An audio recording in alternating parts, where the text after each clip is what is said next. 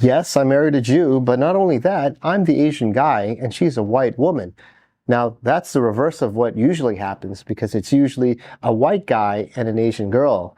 And that's what, we call yellow fever, which is a sister of jungle fever. And the data and dating apps show that that's the norm. So it's like a double whammy that I'm married to a white Jewish female and I'm the Asian Korean guy. I'm so lonely, so lonely, so lonely inside real wrong. But how did I get to this point in life? Well, to answer that question, we got to go back in time to when I was married to my other wife back in the day who was a Korean. What's up, YouTube? Back with another episode here at FoFty. This time we're going to take it a little personal and talk about my personal life and, in fact, my relationship and my marriage, because it's actually a gateway and a lead into the next topic we're going to talk about, which is how relationships really help form the expectations we set for ourselves in lives. Now, as an Asian, and more particularly Korean, we don't really like to date outside of our own race. Definitely not marry outside of our own race. And Koreans, I gotta say, can be pretty racist, They don't want to marry with Chinese people, forget about Japanese people. And Southeast Asians, are looked upon in a different way. And so, yeah, Koreans tend to marry Koreans. And that's just the way it's been for many, many generations, including mine. So growing up, I kind of thought as a kid I was going to grow up and date Korean women. I mean, good-looking Korean women, I was thinking when I was a teenager. Sure thing, kiddo. And, a Korean wife and have a happy Korean family. And that's what kind of happened, right? I only actually dated Korean women in high school and in college. When I look back, yeah, they were all Korean women. And then I ended up marrying a Korean woman. Right? And it fit all the check marks. Like, she was Korean, pure Korean, both parents Korean. She was about 3 years younger than me. So, not older than me. That's another no-no. And a little bit younger than me, not too young. And so, that checkbox was filled and her parents were still living together and not divorced. So that checkbox was filled and, all these checks were filled and so on and so forth. And, it seemed like it was going to be a good setup. And, I wasn't too old. I timed it right. I was going to be like 28 years old when I got married, which is around the right time to get married in the Korean view, maybe a little old for a guy, but still okay. And so it seemed like on paper, this was going to be a good setup. I was kind of happy that I was able to pull this off in my life, be a good son and fill in the blanks the way they're supposed to be. Well, to make a long story short, it didn't kind of pan out, right? My ex-wife and myself, we just had a difference in a bunch of areas and we decided to split ways. And so that ended. And what was supposed to be just never was. Now that's the Korean side. Okay, now we take the Jewish side, and I think actually more than the Koreans, they really like to stick together and not go outside of their culture and race. Particularly because on top of what I just described about Koreans, there's a religious component that many Jewish people follow, which is Judaism. So there is this tightly knit cultural and religious intertwining of why we should stay in the race type of ideal that the Jewish people have. And so it's uncommon, let's just say, for Jewish people to marry outside of their Jewish circles, right? Now, on my wife's side, she also had the unfortunate event of marrying somebody who kind of also checked the boxes for her, and it didn't work out for them as well. And so it was actually in the unfortunate instance where we were both going through some very difficult times that we met each other.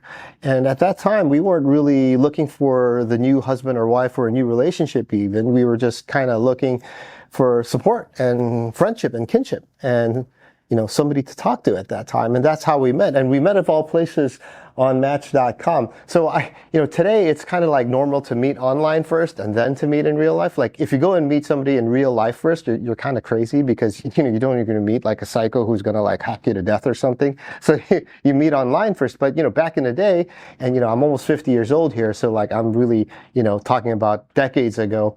If you met online first and didn't meet on the real world first, you were kind of like a weirdo, like an outcast or some degenerate because you don't have the game or the skills to interact with somebody and kind of like meet them in person, right? You got to hide behind the computer keyboard and try and meet somebody on the internet.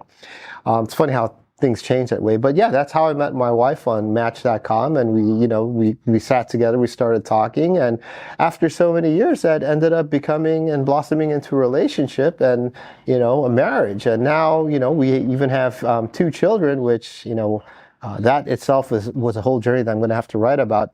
But the whole point was, we are so different. On the outside, if you look at us, I mean, we're like from yin and yang, or from like Venus and Mars, literally. But it wasn't that really drew us together. It was actually a common shared belief about spirituality, about really what mattered in life, beyond materialistic possessions, and what we wanted to achieve, and the legacy we wanted to leave behind, by helping people and through our children. And so I know that's kind of like, weird stuff to talk about when you first meet somebody. But again, we're both going through divorces. So, we're in very tough times, and that's all you think about when you're going through tough times. So, we were both at that type of a stage in our lives. So it was kind of natural to be talking about such deep and heavy stuff. And that's actually what sealed our relationship and our compassion and compatibility with each other. I gotta say, we went through quite some obstacles. And this is where the expectations from the relationships we have come into our lives and affect us a lot. For example, the relationships we have with our family members. So on my side, it wasn't easy, right? Because first of all, getting a divorce is like a failure, especially in a Korean family setting, right? Because number one, your parents will lose face to all their friends, and the way you look in front of your peers and friends in Korean society matters immensely. So that would be like a huge black eye, like, oh, so-and-so's son got divorced, what a failure. And then on top of that are all the other follow-on events that would happen because of that, that I would be pushing and placing my family members under. So there's a lot of stress that we went through for just the divorce. And then when I pulled out the card where I was like, hey, by the way, this is my new girlfriend. She was like, first of all, she was a white girl. That was like, whoa, dude, what's going on here? You've really lost a couple of screws on your head. And then on top of that, that she was Jewish, and my father's deeply Christian. He's an elder in a church.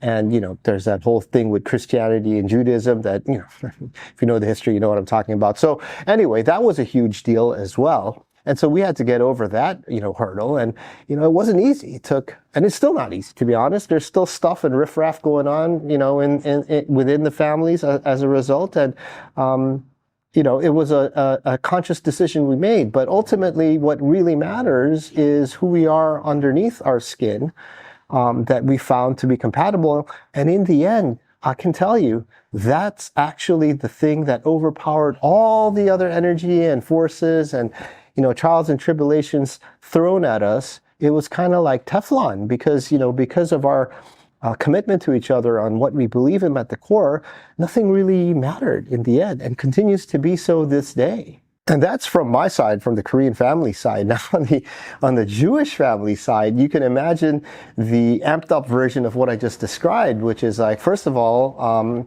it's not like, that I'm just not Jewish. I'm an Asian. And that's just like weird, right? Especially if it's your daughter, because, in the Jewish tradition, it's the mom who determines whether or not you're Jewish or not. Like if the dad's Jewish and the mom's not Jewish, children aren't Jewish. But if the mom is Jewish, doesn't matter what the dad is, children are Jewish. And as a result, our 2 kids are Jewish as a result. But, so there's this additional layer pressed on top of that of pressure from the Jewish community and the Jewish family to not do something like this, that it would be humiliating to a degree and actually taboo, right? And so she had to, her father would threaten to disown her, and there's a whole lot of issues that we had to go through, and she went through that. But again, she stuck through it. She stuck by my side. She was committed. And not only that, we moved from New York to California to do my startup. So, I'll tell you this one thing. There's actually a chart. It wasn't somebody, it was a University of Chicago study, right? They actually calculated the number of different races, depending on the gender, to get into a relationship with each other. And money obviously is a factor, right? You can't say that it isn't. So obviously a gold digger or somebody who's rich can, be with somebody of a different race, who isn't as rich, so on and so forth. So there's this table. And the most expensive one is for an Asian man to be with a white woman. Like, the extra cash you need to have that kind of a relationship is the most. And, that's just one study. I'm not saying that that's the way the world operates, but it is a factor to consider. And to say that it is not a factor would be to be saying a lie, right? Like, it does matter in generality in this society, in our world. But, when we met, I had quit my job. I was going to do a startup, so there was no income. So it wasn't like I was going to make money. And, I had to obviously, part ways with my ex-wife and part ways with some money as a result of that. So it wasn't like I was rolling in cash when we met either. So money was not really a situational factor when I met my wife. And, that was one of the things that mattered to us. We always look back to that and understand that the beginning point of us getting together was basically based on things outside of that. Now, the reason why I'm telling the story to you and sharing it with you is, number one, there's a lot of expectations that get set into our minds that come through osmosis, through our relationships. And what these relationships represent are institutions. And in this case that I'm talking about is the institution of family. And so your relationship with your father, your mother, your brother, sister, and so on, it seeps into you what is expected of you. And that is, again, driven by the background culture beyond the family. But the family is what seals the deal with you, because they're intimate relationships you have one-on-one with people, especially your parents.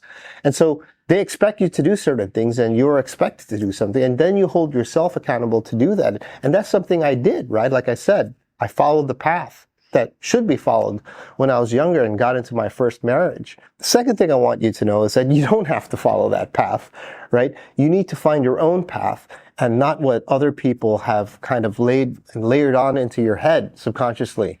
And so I did that. So when for me, it took a divorce and some real pain to find that path.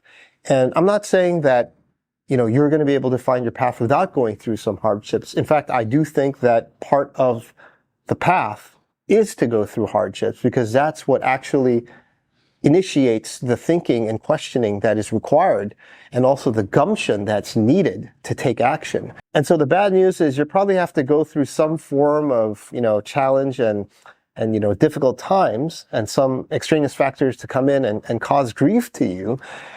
So that's the bad news. But the good news is, if you're able to properly channel that into an opportunity, like the way I just described to you for me in my life, and what might happen in your life could be something completely different from a divorce. It could be something, else that's related to work, to school, who knows, right? To your friends. But anyway, whatever it is, you'll know when the situation arises.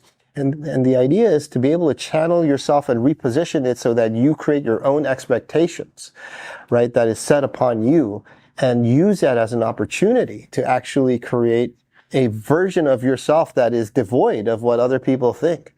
And so that's the message that I want to share with you in this episode, is that, one, understand that there's expectations layered in by relationships, and that's something we're going to discuss in further episodes, right? Family, school, any other institution, work, so on and so forth. There's this stuff that gets seeped into you that you may or may not be aware of, is controlling how you're measuring yourself in terms of happiness, in terms of accomplishments, and in terms of the way you're living out your life.